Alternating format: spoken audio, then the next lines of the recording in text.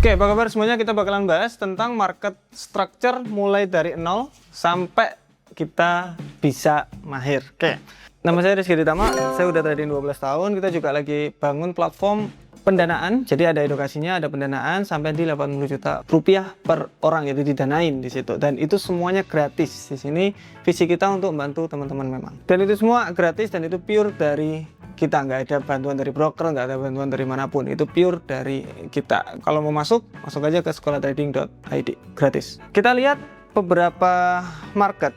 Kalau teman-teman lihat chart ya, kalau teman-teman lihat chart sekarang ini kayak gini, market itu sebenarnya bergerak nggak acak. Dilihat, ada pergerakannya.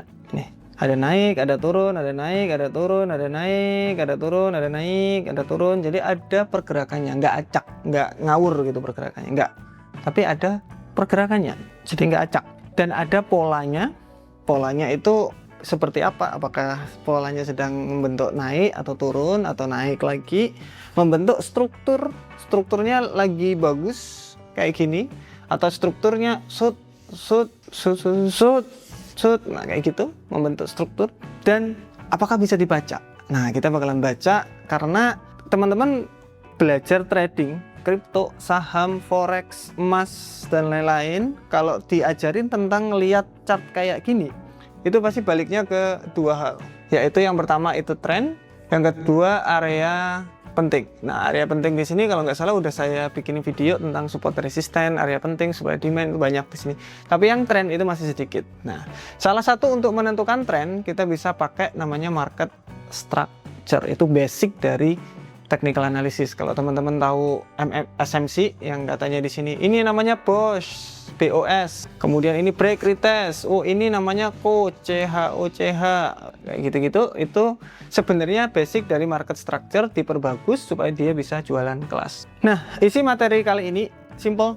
Kita nentuin swing high, swing low, itu pasti. Kemudian minor, kemudian apa itu trend, kemudian break retest, prediksinya. Bagaimana sih sebenarnya kita bisa memprediksi market itu bakalan naik atau turun dengan menggunakan market structure talk dan kesalahan umum trader.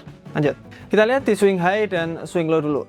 Nah, ini fondasi utama sebenarnya. Kalau kita lihat puncak yang diikuti penurunan, jadi ketika harga kenaikan kemudian turun, ya membentuk huruf kayak gini lah, tombak gitu lah. Kemudian kalau yang di bawah sama, tombak seperti ini, kayak yang saya gambarin ini seperti ini. Nah, tombak. Nah, kalau kita lihat di market asli kayak gini, kita lihat tombak. Nah, kalau dilihat di harga sekarang di emas, kita cari aja. Oke, kalau kita lihat di emas, di emas sekarang kita lihat bahwa harga itu naik, kemudian turun, kemudian naik, kemudian nggak tahu, kemungkinan ini turun berarti. Nah, kita lihat ada beberapa tombak nih, kelihatan. Nanti kita tinggal ngikutin aja sebenarnya. Ini yang dinamakan swing high, ini namanya high, yang ini namanya swing low. Oke. Namanya swing high karena di atas high, ini namanya low. High dan low. Kalau orang bilang, oke, saya mau entry di waktu di atasnya high, yang paling terakhir berarti di sini. High paling terakhir di sini, di atasnya berarti di sini. Entry. Nah, kayak gitu. Nah, dari swing high dan swing low di sini kita bisa sebenarnya menarik. Ada salah satu pergerakan. Yang pertama kita contohkan gini aja, wes. Kita lihat tren. Tren itu ada berapa? Ada 3. Yang pertama itu ada kenaikan, kemudian penurunan, oke, terus kemudian konsolidasi. Ini yang dinamakan high, kan tadi kita rubah jadi singkat aja ya, high. Ini yang dinamakan high, ini yang dinamakan low, ini yang dinamakan low. Ini kemungkinan menjadi apa? High, beres. Sama, high, low. Ya, kalau ini juga sama. Ini high, low, high, low, high. Pokoknya yang di atas itu high, yang di bawah itu low. Selesai. Nah, kemudian kita lihat nih sebenarnya tren di sini itu harus di dalamnya itu ada pergerakan kecil juga. Jadi kayak gini, ada pergerakan kecilnya. Kalau saya tunjukkan di sebelah yang saya gambarin tadi ya, kenapa saya nggak narik dari sini ke sini, kemudian gini? Kenapa kok nggak gitu? Karena ini ke sini, ini oke, karena di sini ada pergerakan kecilnya. Oke. Nah, ini juga sama. Kenapa kok saya nggak ngambil dari sini? Kenapa kok saya langsung dari sini langsung ke sini? Karena di sini ada pergerakan kecilnya. Kemudian di sini juga, di sini lagi ada pergerakan kecilnya. kemudian di sini langsung ke sini karena di sini ada pergerakan kecilnya. Intinya harus ada pergerakan. Jadi nggak boleh dari bawah sini langsung naik. Nah ini kalian langsung tarik, ini major, nggak boleh. Jadi di bawahnya harus ada pergerakan-pergerakan kecil di dalamnya. Kalau nggak ada itu nggak valid. Oke, jadi di sini ada pergerakan-pergerakan kecilnya, ada kadal-kadal kecilnya. Nah kemudian ini kita lihat di tren naik namanya kan, ini tren turun, ini tren sideways atau konsolidasi. Oke. Nah pertama yang kita harus lihat itu high-nya. Saya biasanya untuk ngelihatnya di high-nya di sini. Oke, tapi teman-teman bisa lihat dua-duanya, high sama low-nya. Nah cara ngelihatnya itu pertama high di sini itu lebih tinggi atau lebih high. High kan bahasa Inggris dari tinggi. Oke. Berarti high di sini lebih tinggi daripada high sebelumnya. Ini yang dinamakan higher high. High-nya lebih high, ya, lebih tinggi. Low-nya itu lebih high daripada sebelumnya. Berarti namanya higher low. Ini juga lebih tinggi, namanya higher high. Nah, berarti coding dari naik itu adalah higher high, higher low, higher high. Nanti saya tunjukkan bagaimana cara biar lebih gampang untuk ngeceknya. Nggak perlu di gini-giniin. Saya udah trading lama, jadi saya tahu gimana teman-teman itu bisa lebih gampang. Tapi ini konsepnya dulu. Oke? Nah, di sini gara-gara ini lebih rendah, berarti kalau high kan tinggi, kalau low itu lebih rendah. Berarti di sini ini lebih rendah dari sebelumnya, berarti lower high lebih rendah, ini lower high, ini lebih rendah dari sebelumnya, berarti lower low, di sini lebih rendah juga lower low. Berarti coding untuk turun itu lower high, lower low, lower high, lower low. Ini buat apa? Nanti ketika harga itu turun secara drastis seperti ini, berarti kita coba kita coding lagi.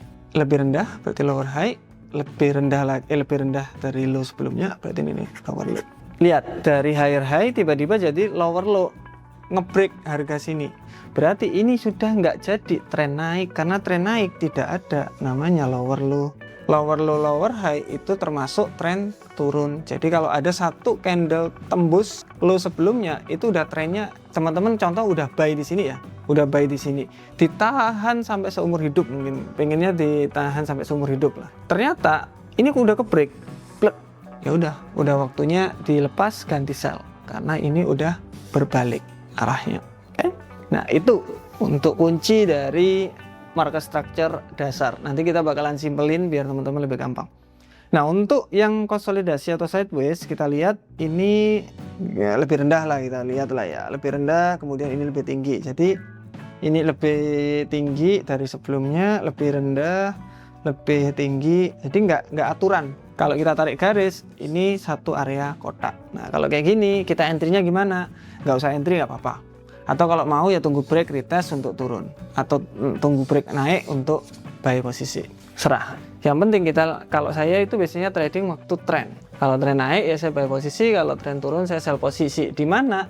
Ya di area-area sini nih, lower high sama higher low. Oke.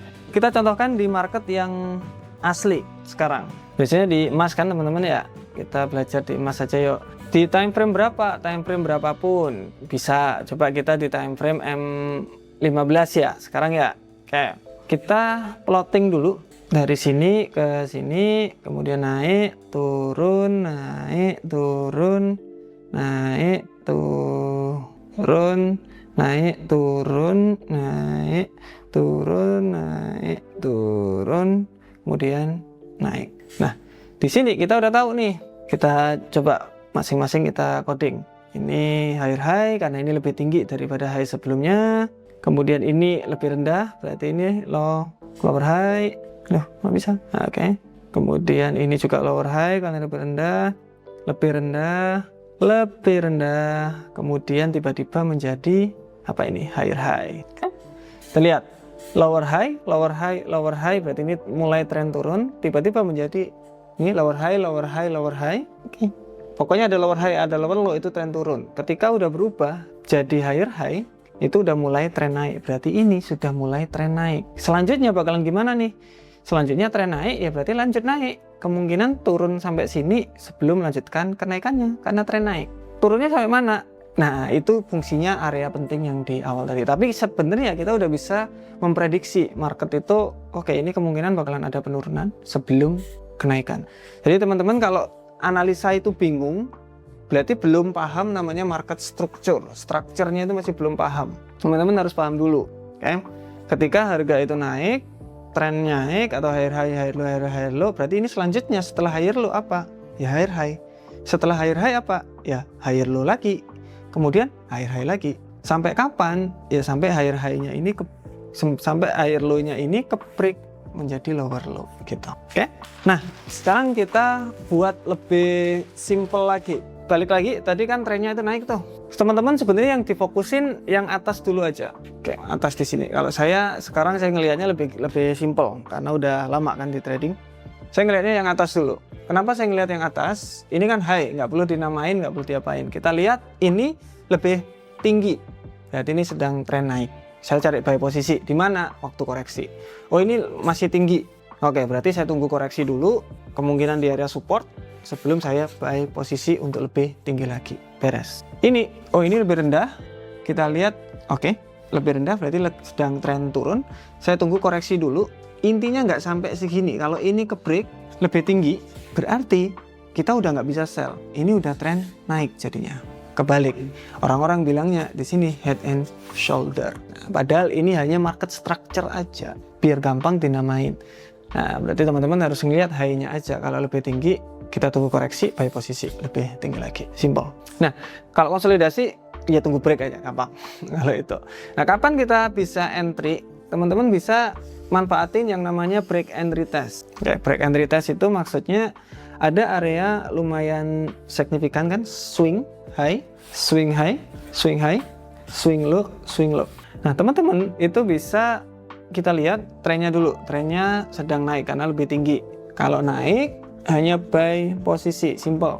Ketika naik buy posisi. Oke, ini udah turun ini. Apakah saya bisa buy posisi sekarang? Biasanya market itu balik di area high-nya yang sebelumnya. Nah, ini kita bisa buy posisi untuk lebih tinggi lagi. Oke. SL ada di mana? SL bisa ditaruh di sebelah sini. Kenapa kok kita taruh SL di sebelah sini? Balik lagi, ini kan low, higher low. Ini kan low. Ketika ini ke break, berarti berubah menjadi lower low. Tren sudah nggak selesai. Teman-teman kena SL nggak apa-apa, karena trennya ini bakalan terus turun. Daripada rugi tambah nemen, daripada rugi tambah dalam, mending di-cut di situ. Oke, itulah kenapa kita taruh SL selalu di sebelah situ. Karena kalau ke break, biasanya dia akan melanjutkan untuk penurunan lebih dalam gitu. Oke, yuk kita lihat untuk analisa sekarang. Nah, ini sebenarnya bukan cuma di emas ya, bisa diterapin di semua market, bisa diterapin di semua time frame. Jadi contoh kita ini US 10 year government bond atau obligasi 10 tahunnya government US. Kita lihat aja, bisa nggak diterapin? Sama aja, yang penting ada chartnya. Ini kenaikan, penurunan, kenaikan, penurunan, kenaikan, kemudian penurunan, kenaikan. Berarti gimana? Akan ada penurunan. That's it. Bener. Kita bisa sell di mana? Telat. Sell-nya harusnya ada di area support tadi, di sini. Oke. Lihat nih, oke. Lihat juga di sebelah sini. Ini agak-agak terlalu dalam. Nih, break, balik lagi ke area sebelumnya, kemudian break, balik lagi sebelum melanjutkan penurunannya. Nah, kalau telat seperti ini saya harus gimana? Ya bisa masuk ke time frame lebih kecil. Di M5. Di M5 kan pasti ada yang pergerakan gini-gini lagi juga tuh. Nah, waktu ini koreksi bisa sell posisi aja. Lebih dalam lagi. SL-nya di mana? Taruh aja SL di sini. Karena kalau SL ke break, ini nggak jadi nih. Itu kan juga bisa. Oke? Jadi itu. Oke, kita contohkan di yang lain. Contoh BTC. BTC sekarang seperti apa? Time frame berapa pengennya? Ayo. Oke, kita lihat time frame daily biar agak gede. Tadi kan time frame kecil udah, time frame menengah sudah, sekarang di daily. Balik lagi, kita harus tentukan ininya, market structure-nya. Harga naik, turun, kemudian naik, turun, naik, turun, naik, turun. Berarti gimana ini? Akan ada kenaikan nih kemungkinan di BTC nih.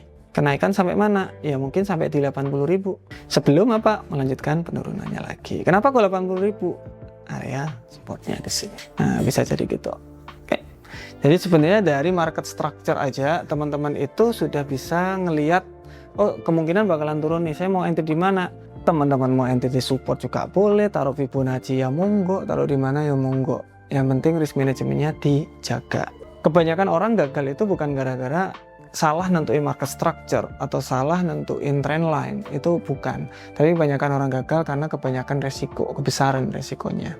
Coba resikonya kecil aja, 0,5% dari modal. Jadi contoh modalnya teman-teman itu 100 juta, 10.000 USD. Pakai lot 0,01 aja. Pakai cara kayak gini, aman. Jadi contoh nih, naik, kemudian naik, kemudian turun. Saya mau buy di sini pakai lot 0,01. Modalnya 100 juta, paling turun segini minus berapa ratus ribu rupiah cuman. Kemudian turun lagi, saya mau buy lagi karena di sini ada area bagus banget. Kemudian kelihatannya membentuk huruf V atau reject ke situ. Ya udah saya buy lagi agak banyak lah, 0,01 lagi lah. Udah beres. Ketika terkena sini, dua-duanya di close. Tapi harus benar-benar terukur. Kalau teman-teman itu nggak terukur ya amblas nanti. Jadi sebenarnya langkah-langkahnya gimana? Balik lagi. Kalau teman-teman pengen langkah-langkahnya, teman-teman harus tentukan time frame berapa yang dipakai. GTF, time frame berapa yang dipakai. Contoh teman-teman saya pengennya itu nggak sampai sehari lah close posisi. Berarti bisa pakai time frame di H1, oke? Atau kalau kurang rendah bisa di M15, oke? Kalau pengen setidaknya tidak sampai seminggu. Saya nggak pengen sampai seminggu, ya bisa di H4 sampai di H1. Saya pengen di semingguan lebih sedikit lah, nggak apa-apa karena nggak ada waktu. Saya pokoknya taruh entry biarin. Itu bisa di daily sampai di H4. Kalau teman-teman itu jangka pendek, itu yang dinamakan scalping. Ini intraday, yang ini yang dinamakan swing. Oke, jadi yang mana yang cocok? Tentukan. Contoh saya sukanya yang H1 Pak. Ya udah kita lihat di H1 berarti. Oke, kita lihat di H1, kita cari pair yang lain juga ya. Oke, contoh sekarang di GBP AUD ya. Nah, GBP AUD kita lihat, balik lagi apa yang harus kita lakuin, taruh di H1. Kemudian kita tentukan high dan low yang gede aja, yang major, jangan yang kecil-kecil, yang major. Oke. Nah, kenapa ini kok saya jadikan? Karena di sini ada pergerakan kecil banyak gini, bukan satu candle. Ini juga lihat turun, naik, turun. Ini juga tuh naik, turun. Jadi makanya saya jadikan ini sebagai high, low, low, low. Nah, oke. Nah, kita tentukan majornya dulu. Nanti kita bisa tahu, oh sekarang marketnya sedang agak kenaikan nih. Bentar lagi berarti bakalan ada penurunan. Di area mana saya bisa entry? Ya mungkin di area sini. Oh sekarang mungkin nih aku bisa entry nih. Boleh, silahkan. SL-nya di mana? Ya bisa pasang SL di sebelah sini, nggak apa-apa. Kenapa? Ketika harga ini break, terus balik lagi.